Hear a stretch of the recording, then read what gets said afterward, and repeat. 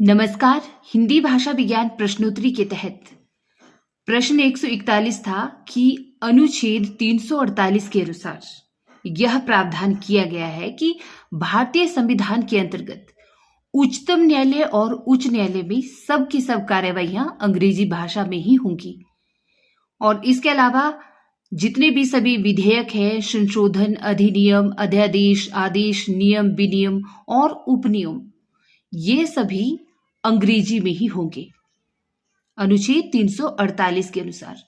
और अनुच्छेद 343 में क्या कहा गया है कि संघ की राजभाषा हिंदी होगी और लिपि देवनागरी होगी।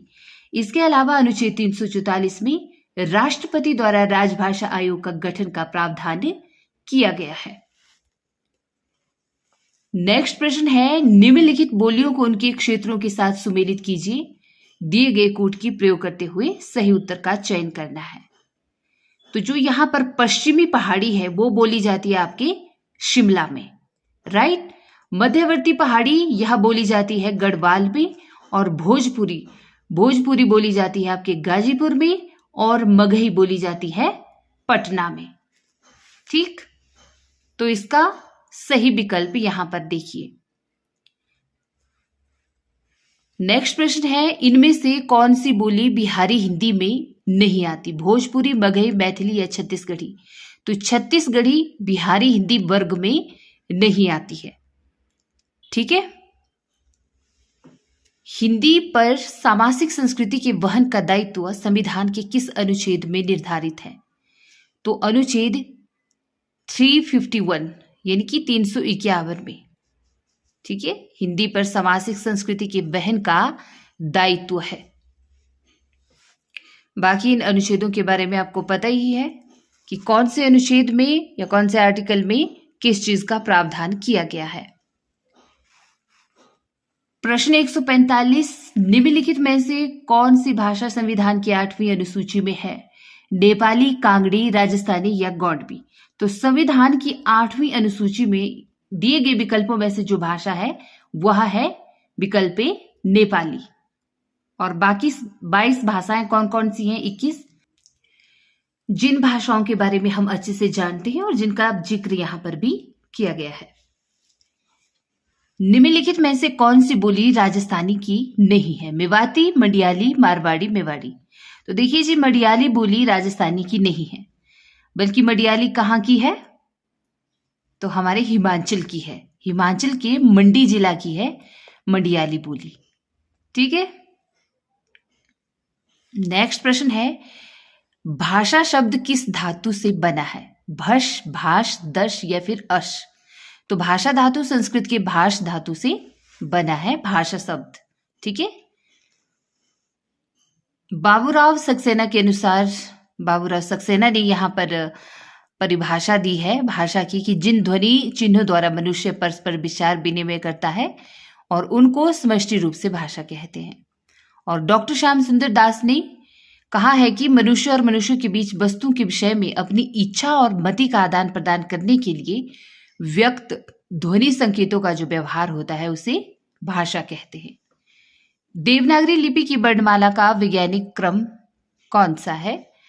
तो विकल्प ए ही होगा। देवनागरी लिपि की वर्णमाला का वैज्ञानिक क्रम, सबसे पहले स्वर और उसके बाद में व्यंजन आते हैं, राइट। नेक्स्ट प्रश्न देखिए, देवनागरी का प्रत्येक अक्षर उच्चरित होता है। अंग्रेजी जैसे मूक वर्ण देवनागरी में नहीं है। अंग्रेजी के मूक वर्ण कौन से हैं यहां पर बताना है। तो विकल्प ए में देख रहे हैं आप HALF। तो इसमें L जो है वह साइलेंट रहता है जब भी हम इसको प्रोनाउंस करते हैं इस वर्ड को, और KNIF ही में K है ना, नाइफ पढ़ेंगे इसको, K साइलेंट रहेगा। तो तभी ये प्रश्न बनाया गया इसी के अकॉर्डिंग कि देखिए देवनागरी का जो प्रत्येक अक्षर है ना वह उच्चरित होता है, जबकि अंग्रेजी में कुछ इस तरह के वर्ण हैं जो मूक वर्ण हैं, जो साइलेंट रहते हैं। निम्न अंकों को क्या कहा जाता है? जो यहां पर दिए गए हैं 1 2 3 4 5 6 7 8 9 और 0, इनको अंग्रेजी अंक कहा जाएगा, यूनानी अंक कहा जाएगा, विदेशी अंक या फिर अंतर्राष्ट्रीय अंक? तो देखिए जी, इन्हें कहा जाता है अंतर्राष्ट्रीय अंक। विकल्प डी सही उत्तर। क्योंकि आपने देखा होगा अनुच्छेद 343 के अनुसार संघ की राजभाषा हिंदी और लिपि देवनागरी होगी तथा भारतीय अंकों का अंतरराष्ट्रीय रूप होगा। उसमें स्पष्ट लिखा हुआ है आर्टिकल 343 में। तो अंतरराष्ट्रीय अंक कहा जाता है इनको। नेक्स्ट प्रश्न, भाषा वह साधन है जिसके द्वारा मनुष्य अपने विचार दूसरों पर भली भांति प्रकट करता है। तो यह कामता प्रसाद गुरु की डेफिनेशन है दिए गए विकल्पों में से। ठीक। देवनागरी में अ के 12 खड़ी का सुझाव किसने दिया था? नरेंद्र देव ने, डॉक्टर श्याम सुंदर दास ने, काका कालेलकर या विनोबा भावे? तो देखिए जी, काका कालेलकर ने देवनागरी लिपि में अ के 12 खड़ी का सुझाव दिया था। ठीक है, काका कालेलकर सही उत्तर होगा। ये काका कालेलकर समिति है जो बड़ी इंपॉर्टेंट है, जिसके अध्यक्ष रहे हैं काका कालेलकर। देवनागरी का सर्वप्रथम प्रयोग किसके शिलालेख में हुआ? अशोक मौर्य, चंद्रगुप्त, हर्षवर्धन या फिर जयभट्ट? तो हमने देखा था इस प्रश्न को पहले भी कि देवनागरी का सर्वप्रथम प्रयोग मिलता है जयभट्ट के शिलालेख में। ब्राह्मी लिपि से इसका विकास हुआ है या जन्म हुआ है। और गुजरात के कुछ शिलालेखों की लिपि जो पहले प्रथम शताब्दी से चौथी शताब्दी के बीच की है, वो नागरी लिपि से बहुत मेल खाती है। 7वीं शताब्दी और उसके बाद नागरी का प्रयोग लगातार हम देख सकते हैं। निम्न में से कौन सी पूर्वी हिंदी की बोली नहीं है? बघेली, भोजपुरी, अवधी या छत्तीसगढ़ी? तो भोजपुरी यहां पर पूर्वी हिंदी की बोली नहीं है। ठीक है, भोजपुरी पूर्वी हिंदी की बोली नहीं है, जबकि अर्धमागधी अपभ्रंश के अंतर्गत आती है यह। नेक्स्ट प्रश्न देखेंगे। मैथिली का प्रयोग क्षेत्र नहीं है, कौन सा? दरभंगा, मेरठ, मुजफ्फरपुर या फिर पूर्णिया? तो मैथिली का प्रयोग क्षेत्र मेरठ नहीं है, क्योंकि मेरठ खड़ी बोली का क्षेत्र है। ठीक है, और दरभंगा, मुजफ्फरपुर, पूर्णिया आदि ये मैथिली के क्षेत्र हैं। देवनागरी लिपि में लिखी जाने वाली भाषा नहीं है, कौन? असमिया, संस्कृत, हिंदी या नेपाली? तो असमिया देवनागरी लिपि में नहीं लिखी जाती है, बल्कि बांग्ला लिपि में लिखी जाती है। जो भाषा 2 या 2 से अधिक भाषा भाषियों के बीच संपर्क का कार्य करती है उसे क्या कहा जाता है? उसे संपर्क भाषा कहा जाता है। ठीक है, देवनागरी लिपि के विकास में ज, ग, क आदि ध्वनियां वर्ण आई हैं। कहां से आई हैं? अंग्रेजी से, संस्कृत से, उर्दू से या पंजाबी से? तो ये संस्कृत से आई हैं। ज, ग और क आदि वर्ण ध्वनियां देवनागरी लिपि में संस्कृत से आई हैं। दक्षिणी राजस्थानी की प्रतिनिधि बोली कौन सी है?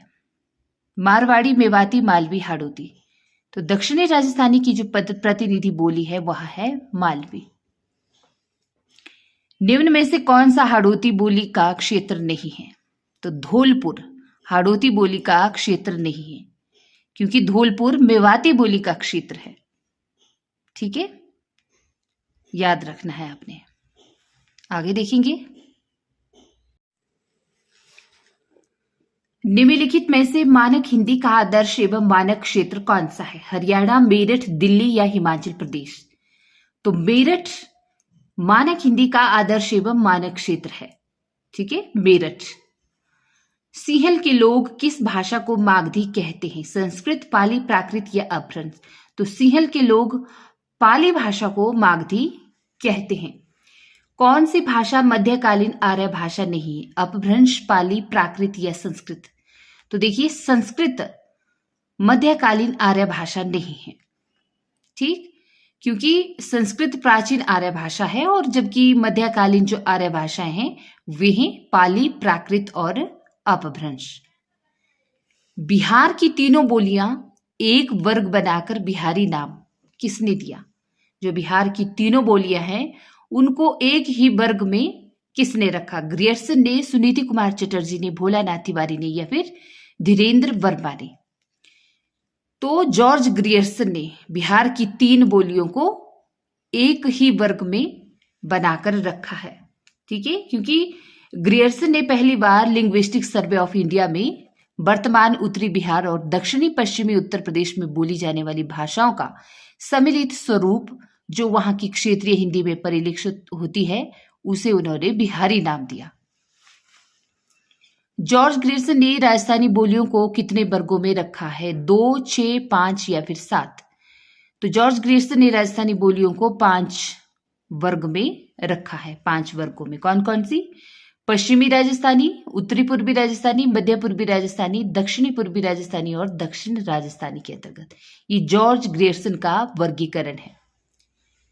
पश्चिमी हिंदी उपभाषा वर्ग में कौन सी बोली नहीं है? कौरबी, कनौजी, बघेली या बुंदेली? तो बघेली पश्चिमी हिंदी उपभाषा वर्ग में नहीं आती, ठीक है, क्योंकि पश्चिमी हिंदी उपभाषा वर्ग में खड़ी बोली जिसे कौरबी कहा जाता है और आपकी हरियाणवी, कनौजी, ब्रज, बुंदेली ये बोलियां आती हैं, जबकि बघेली किस में आती हैं? ये पूर्वी हिंदी वर्ग में आती हैं। आज की कड़ी लास्ट कड़ी होगी भाषा विज्ञान से संबंधित प्रश्नोत्तरी की। इसी कड़ी में मैं सारे के सारे प्रश्न को कंप्लीट कर दूंगी। पश्चिमी सीमा की मगही किससे प्रभावित है? भोजपुरी, कुमायूनी, छत्तीसगढ़ी या कनौजी? तो पश्चिमी सीमा मगही भोजपुरी से प्रभावित है, ठीक है, क्योंकि भोजपुर भाषा के अंतर्गत जौनपुर, आजमगढ़, बनारस, गाजीपुर, मिर्जापुर, बलिया आदि जिले आते हैं। आर्य परिवार की भाषाओं का वर्गीकरण ध्वनियों के आधार पर करने की चेष्टा सबसे पहले किस विद्वान ने की, या इसका प्रयास सबसे पहले किसने सुझाया था? अस्कोली, वॉन वेटके, डॉक्टर धीरेन्द्र वर्मा या गिलक्राइस्ट? तो देखिए जी, आर्य परिवार की भाषाओं का वर्गीकरण ध्वनियों के आधार पर करने की चेष्टा सबसे पहले की थी अस्कोली ने। अस्कोली ये भाषाविद रहे हैं, विद्वान रहे हैं और इन्होंने 100 की संख्या के आधार पर शतम और केतुम नाम से भारोपीय परिवार को 2 भागों में विभाजित किया है।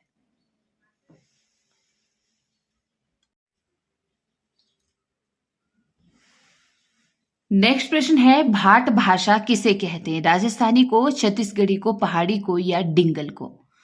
तो डिंगल को भाट भाषा कहा जाता है, क्योंकि डिंगल किसके मेल से बनती है? राजस्थानी और अपभ्रंश के मेल से, ठीक है, जबकि पिंगल भी देखा जाए तो पिंगल बनती है ब्रज भाषा और अपभ्रंश के मेल से। आदिकाल में डिंगल पिंगल भाषाओं का बड़ा प्रचलन था। भाषा के संबंध में कौन सा कथन यहां पर गलत होगा? भाषा प्रतीक व्यवस्था है, भाषा अनुकरण से सीखी जाती है, भाषा में प्रयुक्त शब्दों तथा उनके अर्थ का संबंध प्राकृतिक है, या भाषा व्यवहार सामाजिक है? तो विकल्प सी यहां पर गलत है कि भाषा में प्रयुक्त शब्दों तथा उनके अर्थ का संबंध प्राकृतिक होता है। यह कथन गलत है यहां पर, क्योंकि देखिए भाषा प्रतीक व्यवस्था है, ठीक है, जो अनुकरण से सीखी जाती है, और जो भाषा व्यवहार होता है वह सामाजिक होता है। भारतीय संविधान के किस अनुच्छेद में 8वीं सूची के अंतर्गत भारतीय भाषाओं की व्यवस्था दी गई है? तो आर्टिकल 351 351 में, ठीक। नेक्स्ट प्रश्न देखेंगे हम।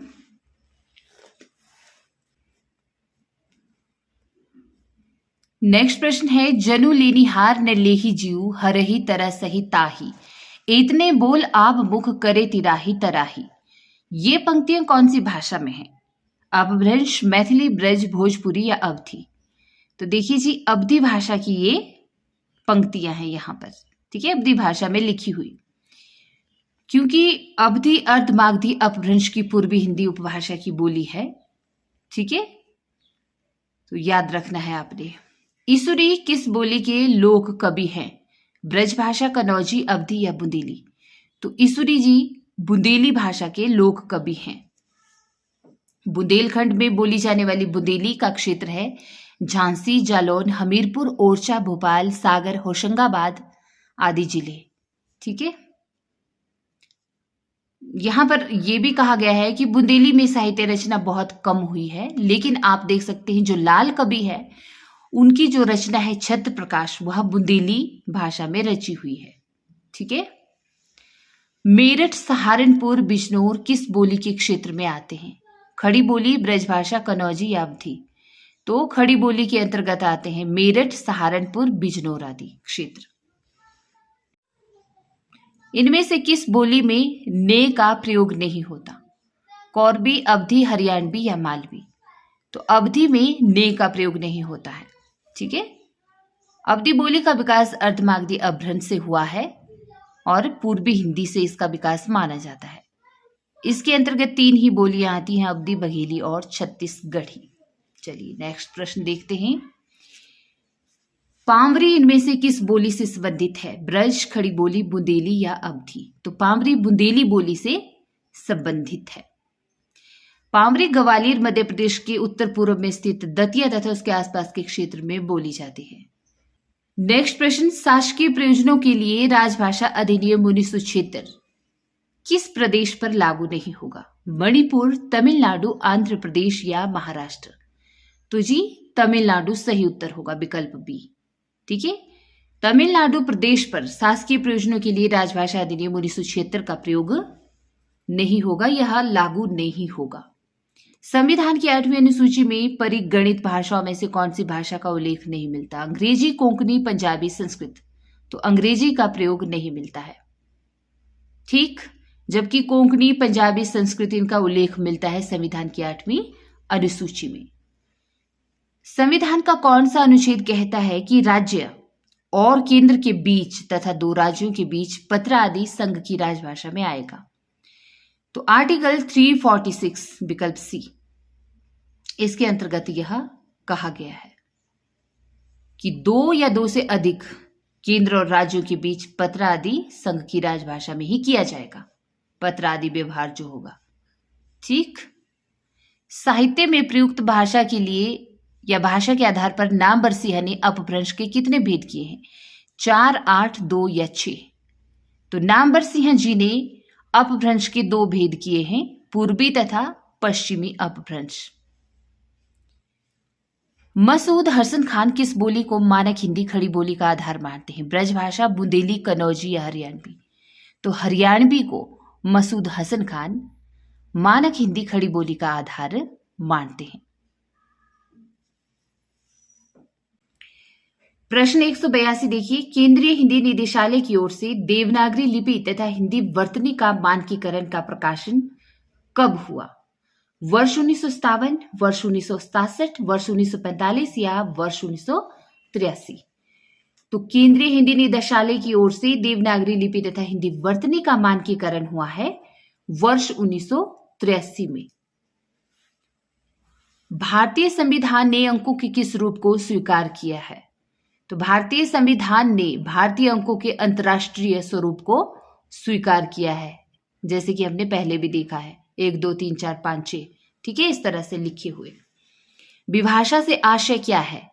राजभाषा, मातृभाषा, एक प्रांत की बोली या एक देश की भाषा? तो एक प्रांत की बोली ही विभाषा कहलाती है। ठीक, इनमें से कौन सी लिपि नहीं है? अरबी, गुरुमुखी, देवनागरी, अंग्रेजी? तो अंग्रेजी कोई लिपि नहीं है, क्योंकि अंग्रेजी भाषा खुद रोमन लिपि में लिखी जाती है। ठीक, जबकि अरबी, देवनागरी, गुरुमुखी ये सब लिपियां भी हैं। इनमें से किस बोली का बिहारी हिंदी से संबंध नहीं है? अवधी, मगही, भोजपुरी या मैथिली?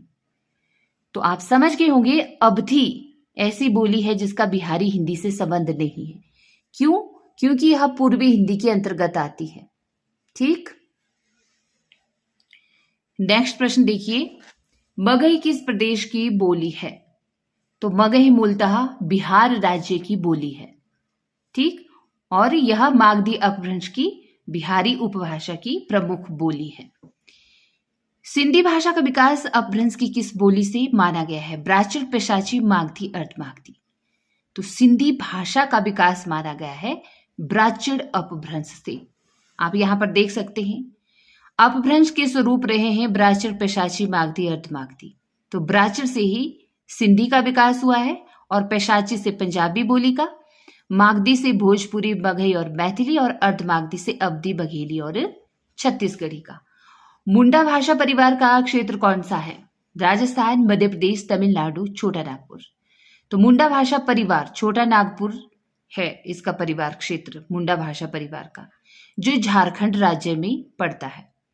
लेकिन मुंडा भाषा परिवार की भाषाएं भारत और बांग्लादेश को मिलाकर 1 करोड़ लोग बोलते हैं। ठीक है, मुंडा भाषा परिवार की भाषाएं। तो इनकी भाषा मुंडारी ऑस्ट्रो एशियाटिक भाषा परिवार की एक शाखा है।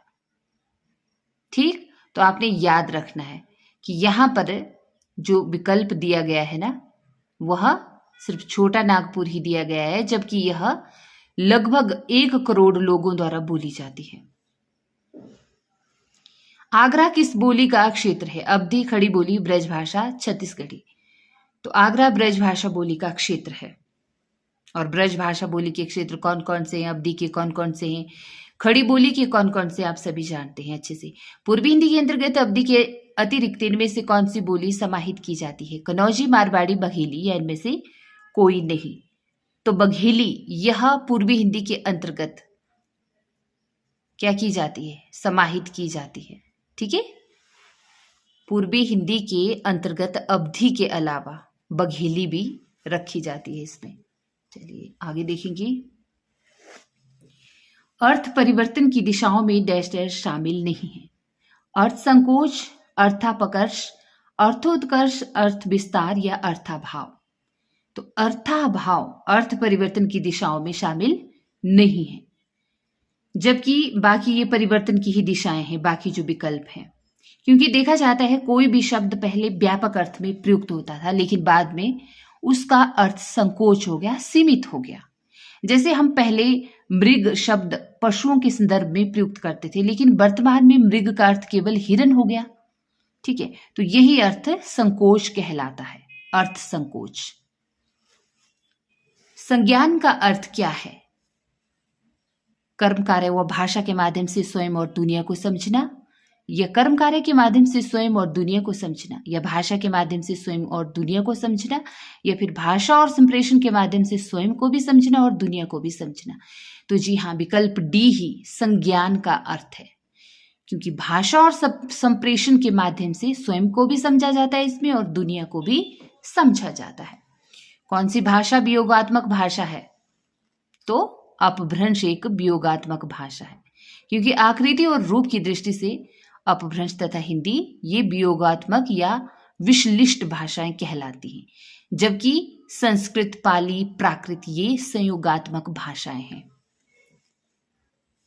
मेरो सब पुरुषार्थ थाको किस भाषा की पंक्ति है? अवधी, भोजपुर, ब्रजभाषा या मैथिली? तो ये ब्रजभाषा की पंक्ति है।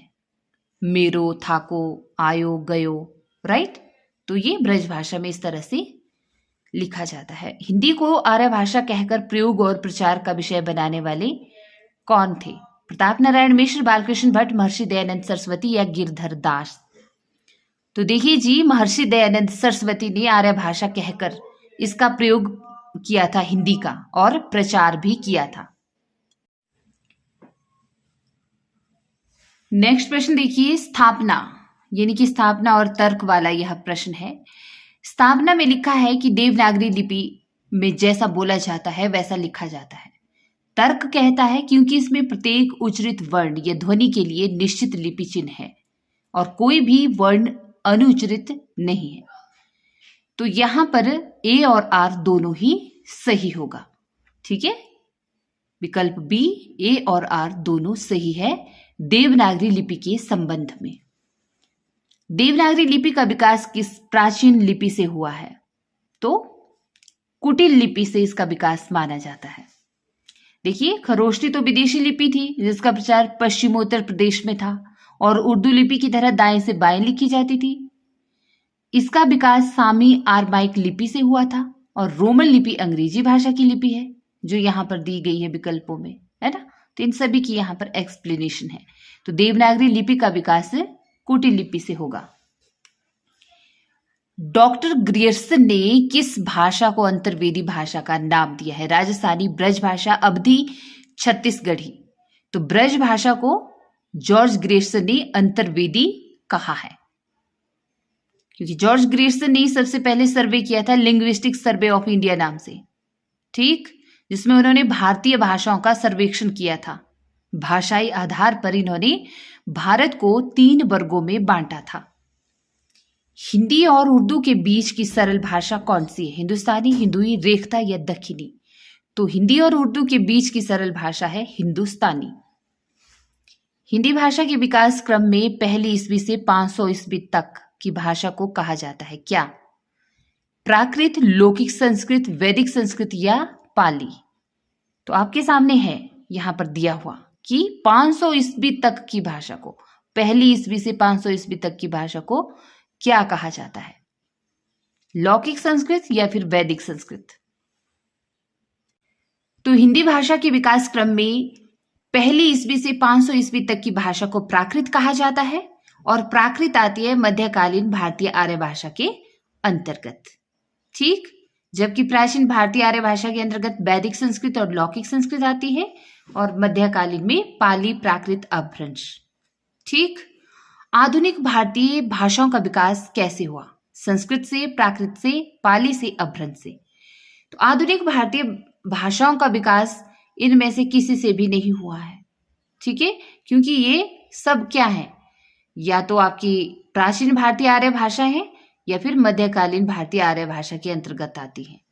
ठीक, जबकि यहाँ पे आधुनिक भारतीय भाषाओं का विकास क्रम पूछा है, तो ये तो मानी जाती है आपकी 1000 ईस्वी से अब तक आगे की। तो यहाँ पर शायद विकल्प के अनुसार यह गलत होगा। तो बस यही आपने समझ रखनी है कि आधुनिक भारतीय आर्य भाषा का कालक्रम कब से कब तक माना गया है। ठीक है, 1000 ईस्वी से अब तक। राजभाषा आयोग गठित करने के प्रावधान संविधान के कौन से अनुच्छेद में है? 344, 44, 45 या 343? तो राजभाषा आयोग गठित करने का प्रावधान संविधान के 344 आर्टिकल में दिया गया है। प्रयोजन मूलक हिंदी की विशेषता कौन सी नहीं है? अलंकारिकता, भाषा विशिष्टता, वैज्ञानिकता या अनुप्रयुक्तता? तो अलंकारिकता प्रयोजन मूलक हिंदी की विशेषता नहीं है। ठीक है, क्योंकि इसकी विशेषता है भाषिक विशिष्टता, वैज्ञानिकता, अनुप्रयुक्तता। ये सब प्रयोजन मूलक हिंदी की विशेषता हैं, अलंकारिकता नहीं है। संविधान के किस अनुच्छेद में वर्णित है कि संघ का यह कर्तव्य होगा कि वह हिंदी का प्रचार प्रसार बढ़ाए? तो आर्टिकल 351, 351 में कर्तव्य होगा हिंदी का प्रचार प्रसार बढ़ाने का। ठीक है, संघ का कर्तव्य होगा यह। आगे देखेंगे, निम्नलिखित बोलियों को क्षेत्र के अनुसार सुमेलित करना है। तो अवधी आपके इलाहाबाद में बोली जाती है, ब्रज मथुरा में, भोजपुरी बनारस में और मैथिली बोली जाती है आपके मुंगेर में। ठीक, तो इस तरह से भी मिलान आ सकता है बोलियों का या भाषाओं का। खड़ी बोली के जन्म का समय माना जाता है 1000 ईस्वी के आसपास ही, क्योंकि आधुनिक आर्य भाषाओं के अंतर्गत हम 1000 से अब तक की भाषाओं को देखते हैं। तो ये जो खड़ी बोली है यह आधुनिक आर्य भाषा के अंतर्गत ही आती है। ठीक, पाली किस धर्म की भाषा है? वैदिक, जैन, बौद्ध या सिख? तो पाली तो बौद्ध धर्म की भाषा है। जितने भी बौद्ध कालीन ग्रंथ मिलते हैं हमें वो सब पाली भाषा में रचे हुए हैं, है ना। वैदिक ग्रंथों की भाषा संस्कृत है और जैन ग्रंथों की भाषा प्राकृत है। हिंदी के अंतर्गत मुख्यतः कितनी बोलियां हैं? 17, 25, 6, 9। तो 17 बोलियां हैं हिंदी के अंतर्गत। आगे बढ़िए, आधुनिक आर्य भाषाओं की वर्गीकरण के अनुसार पूर्वी समुदाय की भाषा कौन सी नहीं है? तो मराठी पूर्वी समुदाय की भाषा नहीं है। विकास की दृष्टि से प्राकृत की पूर्वकालीन अवस्था का नाम है पाली। पाली प्राकृत की पूर्वकालीन अवस्था का नाम है। ठीक, क्योंकि देखिए संस्कृत, पाली, प्राकृत, अपभ्रंश जिसमें अपभट्ट भी आता है और हिंदी, ये हो गई इसकी उत्तरकालीन अवस्थाएं, लेकिन पीछे की तरफ होगी इसकी पूर्वकालीन अवस्थाएं। तो प्राकृत की पूछा है तो पाली होगा, राइट। इनमें से अपभ्रंश भाषा का काल कौन सा है? तो 500 ईस्वी से 1000 ईस्वी, ये अपभ्रंश भाषा का काल है। जिस भाषा में अरबी, फारसी, तुर्की शब्दों का अधिक प्रयोग होता है वह कौन सी भाषा? हिंदुस्तानी, भोजपुरी, अवधी, मैथिली। तो हिंदुस्तानी भाषा ऐसी है जिसमें अरबी, फारसी, तुर्की शब्दों का ज्यादा प्रयोग हमें देखने को मिलता है। झांसी, जालौन, हमीरपुर में कौन सी बोली प्रचलित है? तो बुंदेली झांसी, जालौन, हमीरपुर की प्रचलित बोली है। भोजपुरी बोली की उत्पत्ति हुई है किससे? आपकी अर्ध मागधी अपभ्रंश से, मागधी अपभ्रंश से, शौर सैनी से या ब्राचर से? तो भोजपुरी बोली की उत्पत्ति हुई है मागधी अपभ्रंश से। विकल्प बी सही उत्तर। नेक्स्ट प्रश्न देखेंगे, मगही किस उपभाषा की बोली है? राजस्थानी, पश्चिमी हिंदी, बिहारी। तो यह बिहारी उपभाषा की बोली है। कौन? मगही। एकाक्षरी भाषा परिवार से क्या तात्पर्य है? सेबेस्टिक हेमेटिक परिवार, चीनी भाषा परिवार, कॉकेशियन परिवार या ऑस्ट्रो एशियाटिक परिवार। तो एकाक्षरी भाषा परिवार से तात्पर्य है आपका चीनी भाषा परिवार से। ठीक। आधुनिक भाषा विज्ञान का जनक किसे माना जाता है? Bloomfield, Jefferson, Saussure, Gleason. तो सॉस्यूर को आधुनिक भाषा विज्ञान का जनक माना जाता है और सॉस्यूर की एक बड़ी प्रसिद्ध पुस्तक रही है कोर्स इन जनरल लिंग्विस्टिक। ठीक। निम्नलिखित आधुनिक भाषाओं में से किसका संबंध अपभ्रंश की पिशाची बोली से है? तो पंजाबी का संबंध है पिशाची बोली से। अपभ्रंश की पिशाची बोली से है पंजाबी का संबंध। गैल, भैल आदि किस बोली की किस तरह की क्रियाएं हैं? भोजपुरी भूतकालिक, अवधि वर्तमानकालिक, ब्रजभाषा भूतकालिक या बुंदेली भविष्यकालिक। तो गैल, भैल ये सभी भोजपुरी भूतकालिक की ही क्रियाएं हैं। विकल्प ए होगा सही उत्तर।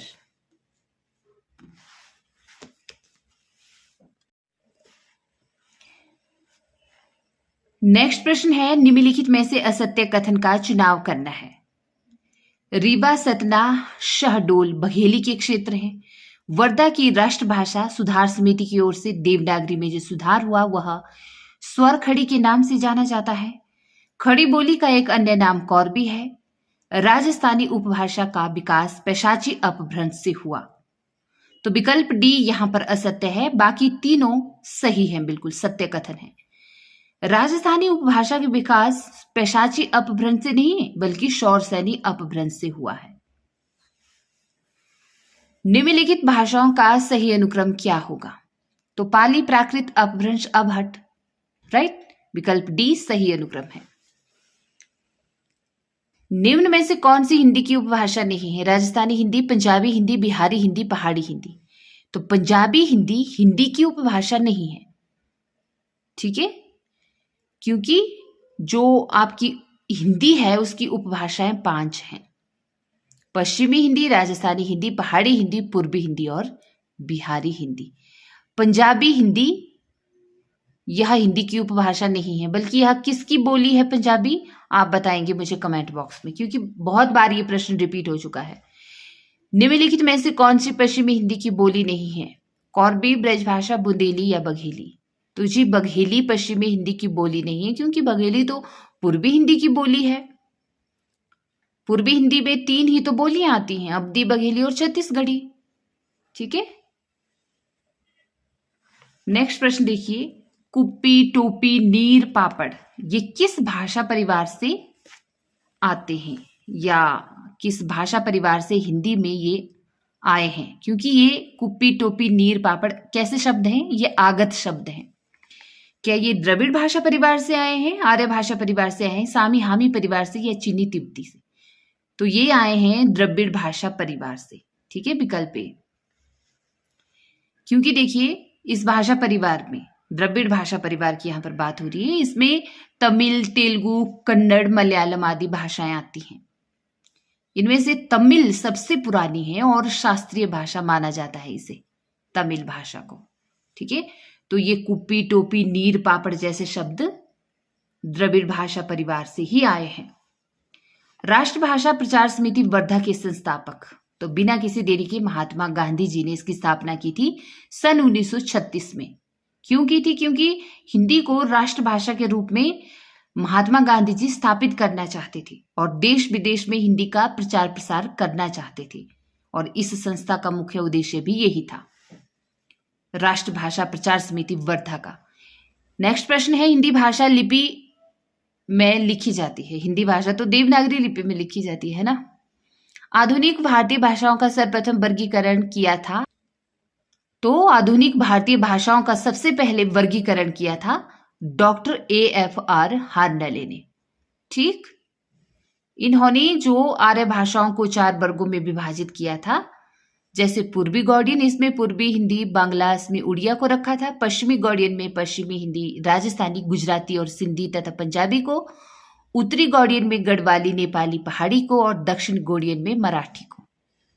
और डॉक्टर हॉर्नरले के अनुसार जो आर्य मध्य देश अथवा केंद्र में थे वे भीतरी आर्य कहलाए, और जो चारों ओर फैले हुए थे वे बाहरी आर्य कहलाए। तो महत्वपूर्ण तथ्य है यह भी।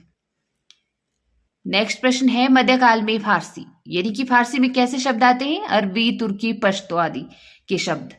कौन सी ध्वनियां हिंदी में आ मिली हैं? क, ख, ग, ज, फ, या फिर इसी से मिलती जुलती हैं अन्य विकल्पों में भी? तो विकल्प बी होगा। ठीक है, क, ख, ग, ज और फ, इस तरह से इनको पढ़ा जाता है। ठीक है, ज, फ, ग, इस तरह से इन ध्वनियों का उच्चारण किया जाता है। तो ये ध्वनियां हिंदी में आ मिली हैं फारसी से। चलिए नेक्स्ट, नीचे भाषा की 4 विशेषताएं दी गई हैं, इनमें से जो एक गलत विशेषता है उसको चुनना है। तो बी कि भाषा पैतृक संपत्ति है, यह गलत है। भाषा देखिए परिवर्तनशील होती है, भाषा पैतृक नहीं बल्कि सामाजिक संपत्ति होती है, और भाषा अनुकरण के द्वारा ही सीखी जाती है ना, लेकिन पैतृक संपत्ति नहीं होती भाषा। टकसाली भाषा किसे कहते हैं? संस्कृत निष्ठ भाषा को, ग्रामीण भाषा को, परिनिष्ठित भाषा को, या कृत्रिम भाषा को? तो टकसाली भाषा कहा जाता है संस्कृत निष्ठ भाषा को। देवनागरी लिपि का सबसे पहले प्रयोग किस राज्य में हुआ था? तो गुजरात में हुआ था। किसके यहाँ? राजा जयभट्ट के यहाँ। कब? 7वीं 8वीं शताब्दी में। कैसे मिला था? एक शिलालेख के रूप में मिला था। उत्तर प्रदेश सरकार द्वारा गठित लिपि सुधार परिषद की 28-29 नवंबर 1953 को हुई बैठक की अध्यक्षता की थी। किसने? तत्कालीन उपराष्ट्रपति डॉक्टर सर्वपल्ली राधाकृष्णन ने। विकल्प बी सही उत्तर होगा। देखिए, उत्तर प्रदेश सरकार द्वारा एक समिति का गठन किया गया था जिसे कि लिपि सुधार परिषद का नाम दिया गया, और यह 28 और 29 नवंबर 1953 को हुई थी इसकी बैठक, और इसकी अध्यक्षता की थी तत्कालीन उपराष्ट्रपति डॉक्टर सर्वपल्ली राधाकृष्णन ने। हिंदी शब्दानुशासन ग्रंथ के रचनाकार कौन है? हेमचंद्र, कामता प्रसाद गुरु, किशोरीदास वाजपेयी, धीरेन्द्र वर्मा। तो बिना किसी देरी के हिंदी शब्दानुशासन 1957 ईस्वी में रचा हुआ ग्रंथ है। ये किशोरीदास वाजपेयी द्वारा लिखा हुआ ग्रंथ है। 1920 में कामता प्रसाद गुरु ने भी हिंदी व्याकरण जैसे ग्रंथ की रचना की, जो नागरी प्रचारणी सभा काशी से प्रकाशित हुआ था। और पंडित किशोरीदास वाजपेयी ने हिंदी शब्दानुशासन लिखा, जो भाषा विज्ञान से संवलित एक हिंदी का व्याकरण है। ब्रज भाषा का व्याकरण, राष्ट्रभाषा का प्रथम व्याकरण वाजपेयी जी के अन्य व्याकरणिक ग्रंथ हैं। हेमचंद्र का शब्दानुशासन व्याकरण रचना पर आधारित है। तो ये बड़े महत्वपूर्ण है और पूछे भी जाते हैं ये प्रश्न। ठीक है, ये बड़े अच्छे भाषाविद रहे हैं, व्याकरणिस्ट। इन्होंने ये व्याकरण पर आधारित, हिंदी भाषा के व्याकरण पर आधारित ये ग्रंथ लिखे हैं। नेक्स्ट प्रश्न देखिए जी, ग्रिम नियम का संबंध किससे है? स्वनिम विज्ञान से, बोली विज्ञान से, अर्थ विज्ञान से, या कोश विज्ञान से? तो ग्रिम नियम का संबंध है आपके स्वनिम विज्ञान से। ठीक है, स्वनिम विज्ञान का अन्य नाम ध्वनि विज्ञान भी है, और इसके प्रवर्तक रहे हैं जर्मन भाषा के विद्वान याकूब ग्रिम। 1822 ईस्वी में यह प्रकाश में आया था, और इस नियम का संबंध भारूपीय परिवार से है जो जर्मन भाषा में परिवर्तित हो गए थे। ग्रिम नियम बलाघात पर आधारित है, आपने याद रखना है। प्रश्न बन सकता है कि ग्रिम नियम किस पर आधारित है? दिए गए विकल्पों में से आपने चूज करना है कि ग्रिम नियम बलाघात पर आधारित है। ठीक, और किसने दिया था? यह याकूब ग्रिम ने यह नियम दिया था, जो किस पर आधारित है? स्वनिम विज्ञान पर, और स्वनिम विज्ञान का अन्य नाम है ध्वनि विज्ञान। भाषाओं के पारिवारिक वर्गीकरण का आधार क्या है? रूप, रचना, ध्वनि, इतिहास या अर्थ? ठीक है, तो भाषाओं के पारिवारिक वर्गीकरण का आधार आप सब कुछ जानते हैं कि इतिहास ही रहा है। ठीक, क्योंकि इतिहास में जितने भी तथ्य मिले हैं ना, उसी के अकॉर्डिंग फिर सबने इसका वर्गीकरण किया है भाषाओं का। हरियाणवी या बांगरू बोली किस अपभ्रंश से विकसित हुई है? तो पश्चिम उत्तरी शौरसैनी अपभ्रंश से ही हरियाणवी या बांगरू बोली विकसित हुई है। ग्वालियर की बोली कौन सी है? तो बुंदेली, जो बुंदेलखंड में बोली जाती है, ग्वालियर की बोली है। हिंदी खड़ी बोली किस अपभ्रंश से विकसित हुई है? मागधी, अर्धमागधी, शौरसैनी। तो शौरसैनी अपभ्रंश से हिंदी खड़ी बोली विकसित हुई है।